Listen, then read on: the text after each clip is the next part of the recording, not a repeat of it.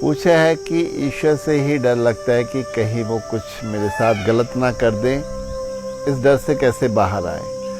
ये सिर्फ आपकी अज्ञानता है, ना समझी है। जहाँ आप ईश्वर से डर रहे कि कुछ वो गलत ना कर दे, आपको बता दूं कि ईश्वर तो गलत किसी के साथ कर ही नहीं सकता है, ना ही वो उसने आज तक किया है, ना ही वो आगे भी करेगा।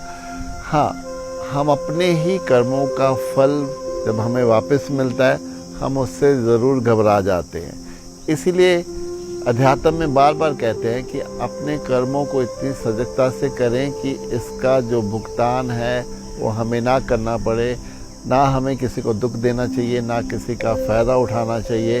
अगर हम इसको मद्देनज़र रख के अपने कर्म करते चले जाते हैं तो फिर हम किसी भी सज़ा से, किसी भी भुगतान से बचते चले जाते हैं। तो यहाँ मैं आपसे क्लियर कहूँगा कि यहाँ अपने ज्ञान को थोड़ा ठीक करें, ईश्वर के साथ रहना शुरू करेंगे तो उससे डर भी दूर हो जाएगा। जैसे एक फादर को देखें तो वो अपने बच्चे को पूरा एक प्रोटेक्शन देता है, बल्कि तो जो परम पिता परमात्मा है वो तो वैसे ही हम सबको संभाल के रखता है। तो यहाँ आप बिल्कुल निश्चिंत हो जाएं, ऐसा कुछ भी नहीं है। कोई भी आपको कोई गलत सज़ा देने वाला यहाँ नहीं है और ना ही आपको मिलेगी।